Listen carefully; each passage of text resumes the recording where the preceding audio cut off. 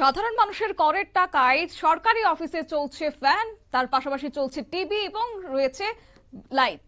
অথচ সেখানে লক্ষ্য করা গেছে যে যিনি দায়িত্বে রয়েছেন প্রধান, তিনি বৃষ্টির আমেজ উপভোগ করছেন দিবানিদ্রায় কাটিয়ে।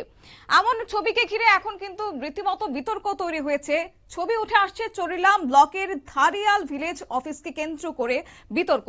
অভিযোগ এও যে অফিস চলাকালীন সময়ে ভিলেজ অফিসের দায়িত্বপ্রাপ্ত কর্মকর্তা প্রদীপ দেবনাথ নিজের কক্ষে ঘুমিয়ে পড়েছেন, আর এই সময় অফিসে চলছিল টিভি, অন্যদিকে চেয়ার রয়েছে ফাঁকা আর চলছিল ফ্যান। দিব্যি দিবানিদ্রায় আচ্ছন্ন তিনি।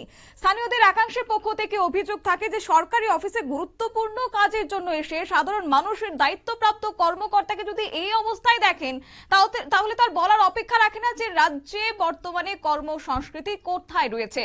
যেখানে রাজ্যে সরকারি অফিসের জন্য ড্রেস কোড চালু রয়েছে, রাজ্যের মুখ্যমন্ত্রী বারবার বলছেন যে রাজ্যে কর্মসংস্কৃতি ফিরিয়ে আনার জন্য, সেখানে এমন দায়িত্বজ্ঞানহীন ছবি যাকে ঘিরে কিন্তু ছিছি রব উঠতে শুরু করেছে সর্বত্র। যদিও এই অভিযোগের বিষয়ে এখনো পর্যন্ত সংশ্লিষ্ট দায়িত্বপ্রাপ্ত ব্যক্তির পক্ষ থেকে কোনো রকমের প্রতিক্রিয়া পাওয়া যায়নি, তবে বলার অপেক্ষা রাখে না। এখন কিন্তু রীতিমতো এই বিষয়কে কেন্দ্র করে স্থানীয় একাংশ মহল থেকে প্রশ্ন উঠতে শুরু করেছে, তবে কি সত্যি অর্থেই যেখানে রাজ্যের মুখ্যমন্ত্রী নির্দেশ দিচ্ছেন, সেখানে সেই মুখ্যমন্ত্রীর নির্দেশকে অমান্য করে এক প্রকার বৃদ্ধাঙ্গুষ্ঠ দেখিয়ে এইভাবেই দিনের পর দিন কর্মসংস্কৃতিকে লাটে তোলার চেষ্টা করছেন দায়িত্বপ্রাপ্ত কর্তা ব্যক্তিরা, নাকি রাজ্যের মুখ্যমন্ত্রীকে কালিমা লিপ্ত করার চেষ্টা করছেন?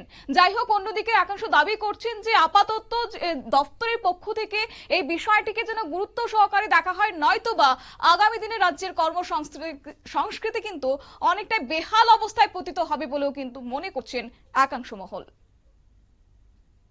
নিয়ে নিচ্ছি ছোট্ট একটি বিজ্ঞাপন বিরতির, সঙ্গে থাকুন।